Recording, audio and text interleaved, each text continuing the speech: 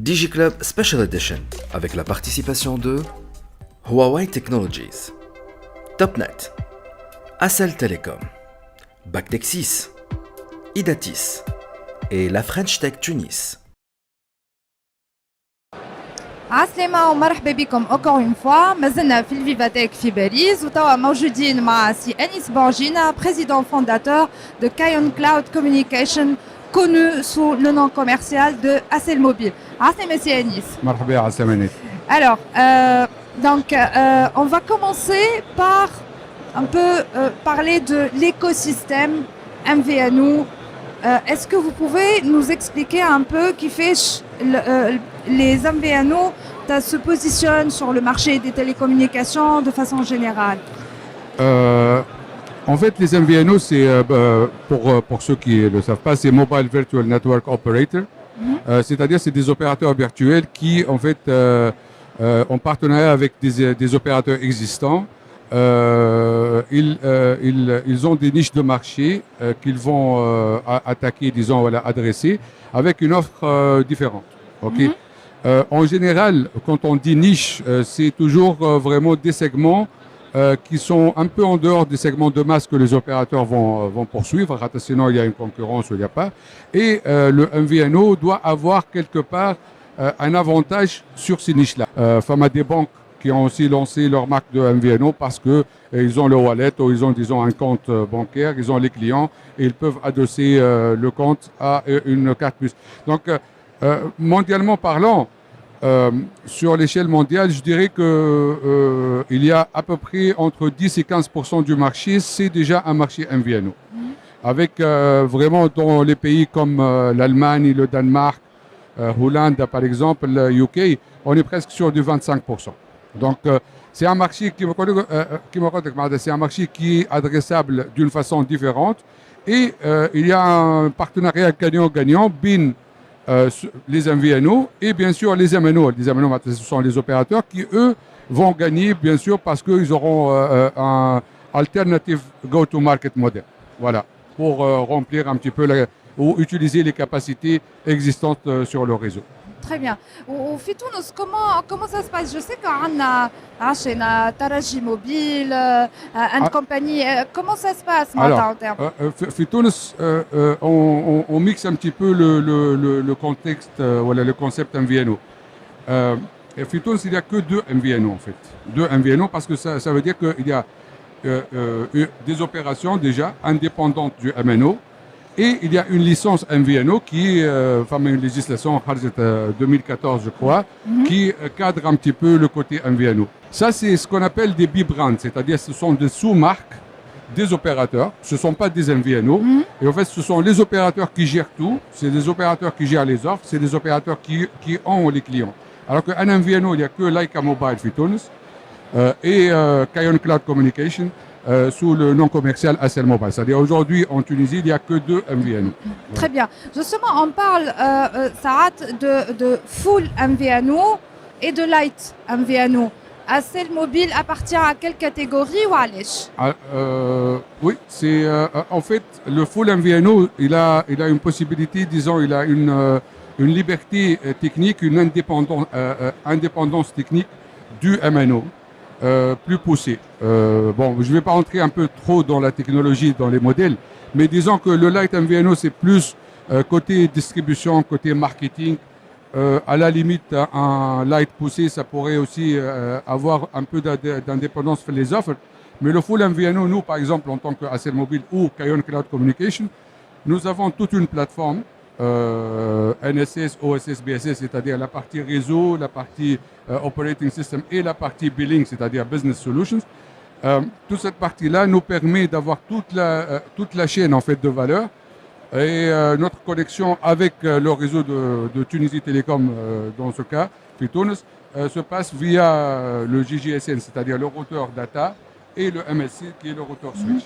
Donc vraiment le full, on est plus full. Et la raison principale, c'est vraiment cette indépendance et cette possibilité d'avoir de l'agilité dans la création de l'offre, de l'agilité aussi dans le packaging de nos offres, dans la fidélisation, disons, dans la relation client et tout. bien sûr, en étant full MVNO, on a plus de liberté ou plus d'indépendance pour faire cela.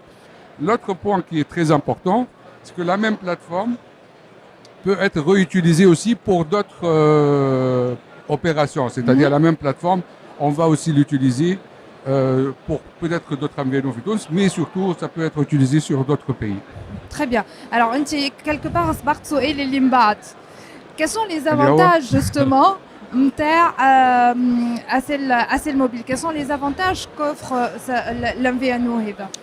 Alors, à Cell Mobile, principalement, on l'a positionné, c'est un positionnement data. Alors, ça ne veut pas dire qu'on fait que de la data, mais qui me vers un public qui me l'utilisation de la data, elle est en train de elle a une croissance fulgurante, exploser. Les jeunes, c'est-à-dire les jeunes et les moins jeunes même, tout le monde utilise les Facebook, les WhatsApp et tout ça. Il y a même des gens qui n'utilisent presque plus la voix normale. Tout le monde s'appelle sur WhatsApp ou sur Messenger. Ça, c'est d'un côté. De l'autre côté, aussi le contenu, le streaming, la partie, c'est-à-dire contenu, explose aussi. C'est-à-dire les gens, de plus en plus, ils font le match ils regardent les feuilletons et tout ça, chacun dans son...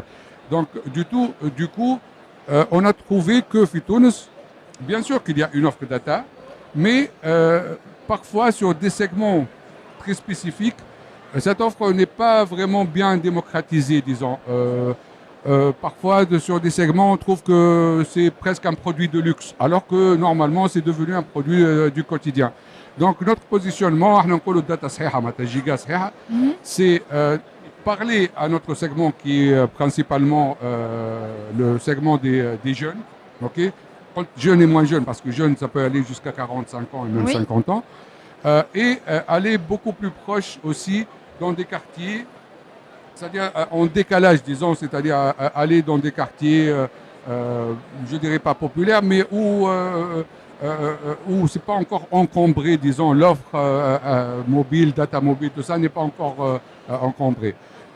Et ça marche parce que là, on a ouvert une trentaine de franchises, presque partout.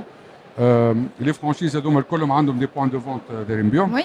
On a des plans à peu près d'arriver, Inch'Allah, une cinquantaine de franchises d'ici fin de l'été.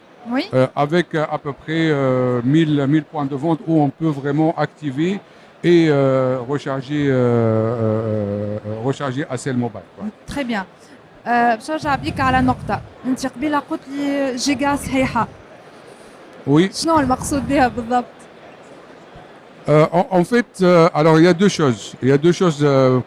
Si on veut différencier, mais trop dans les détails techniques. D'un côté, on essaye de seulement billing, comme on dit, le compteur, quand le compteur tourne, il tourne, il tourne que dans l'effectif, dans l'utilisation de la data. D'accord. Avec le temps mort, comme on dit, voilà, le temps masqué ou fameux data, parfois, ça peut être utilisé. Nous, on le compte pas. Donc vraiment, le client final, il a pour son argent parce qu'il sent qu'il a utilisé la data quand il l'a vraiment utilisé, mais il n'y a pas l'arrière-plan. Okay. Ça, c'est une première chose qui est très importante. La deuxième chose qui est importante aussi, c'est que on a un algorithme qui fait en background, disons l'utilisation, qui montre l'utilisation du client, des différents profils de clients, et qui va adapter les forfaits et dire au client que on parle d'intelligence artificielle là. Il y a un côté intelligence artificielle. Bon, l'intelligence artificielle c'est wide, c'est assez. Mais principalement, oui, c'est un côté big data et un côté intelligence artificielle. C'est-à-dire, on essaie à partir de l'utilisation des différents clients et des différents classes de clients, de leur proposer vraiment en fait, le client final, il aime une bonne data, c'est-à-dire une bonne qualité, ok? Mais il aime il a exactement pour son argent. Moi, je crois que mais parfois, il va...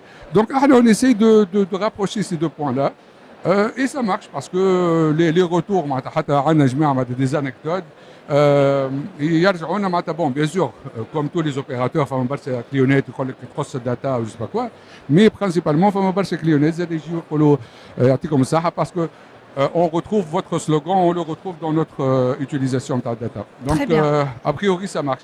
Et ça renforce aussi notre positionnement par rapport à ce créneau-là. Alors, justement, en parlant de positionnement, quelle est justement la place des MVNO Psifaram, pas que le vôtre aujourd'hui, sur un marché Tutsi qui s'apprête à lancer la 5G?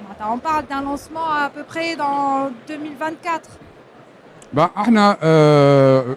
pour nous, étant focalisés sur la data, disons, bien sûr, pas que, on a tous les services, on a la voix, on a les SMS, on a tout, on a le roaming, on a l'international, bien sûr, mais on est focalisé dans le sens, c'est-à-dire que notre approche marketing des clients, on a des clients, ils l'utilisent, mais disons dans le mouche portefeuille, mais dans le spending, par exemple, on est à 80%, c'est vraiment de la data. Ok, c'est que de bonnes nouvelles. 5G va accélérer notre croissance et aussi l'utilisation. Maintenant, la 5G doit aussi s'accompagner, c'est-à-dire pour répondre un peu différemment à la question de Théâtre, il faut démocratiser la data, en fait. C'est ça. Et nous, notre rôle en tant que MVNO, c'est d'aider à faire ça. Si le client il arrive et il trouve son compte, fait le 4G, et il va trouver que l'utilisation de la data, ça dépend. En fin de compte, c'est quoi l'utilisation de la data? Enfin, une partie où on perd du temps. Je dirais, c'est jamais de la perte du temps, mais voilà, on passe trop de temps sur le téléphone. Mais il y a une partie très utile. Les étudiants, les cours, l'internet, on regarde les news, on regarde. C'est tout un écosystème en fin de compte. C'est l'écosystème qu'il faut voir derrière les créateurs de contenu, les journalistes. Les da'at, tous ces gens-là, en fin de compte, sport, à la limite, sport, la plupart dans les pays un peu européens, au Moyen-Orient, les plus gros sponsors du sport, les droits, c'est les sociétés de télécom. Tout à fait. Donc il y a tout un côté démocratisation, et nous, l'arbitre de plus en plus système de data, et c'est là où on lance la 5G. C'est-à-dire la 5G qui veut dire, en fin de compte, on a donné la terrain. Très modestement, parce que nous, on parle maintenant de 50 000 clients. Inch'Allah, on a des plans d'arriver à 100, à 150, à 200 000. Donc, c'est petit sur le marché tunisien. Mais ça peut avoir, un impact, disons, culturel. Voilà. Très bien. Et donc, justement, pour conclure tout ça, quels sont les objectifs MTACOM sur le moyen terme et le long terme? Pour être franc, là, l'objectif court terme déjà, c'est de s'installer, de bien s'installer sur le marché tunisien. On ne va pas être modeste. Alhamdoulilah, on fait des progrès. On arrive rapidement à notre premier milestone qui était de 50 000. Inch'Allah, on va se rapprocher des 100 000 d'ici fin de l'année. Donc, avec aussi l'expansion de nos franchises, le système de franchise un peu pyramidal. Voilà, donc ça c'est sur le long terme, je dirais que voilà, maintenant on va évoluer l'ARPU interne et on va évoluer la base client, peut-être arriver à 200-250 000 d'ici 2-3 ans. Parce que la croissance, de toute façon, à un moment donné, elle va aller exponentielle, mais elle va stagner un peu. Mais avec notre expérience et mon expérience personnelle, parce que je suis dans ce domaine depuis une vingtaine d'années que je suis sur les MVNO, je crois que c'est quelque chose d'assez naturel et d'assez réaliste. Maintenant, en parallèle à ça, ce qu'on veut aussi, c'est d'étendre notre présence, Inch'Allah, à partir de la plateforme qui est là en Tunis.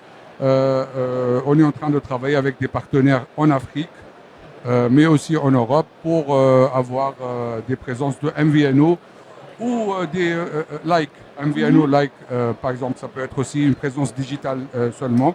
Donc notre rêve, voilà, notre ambition à moyen long terme, c'est vraiment de devenir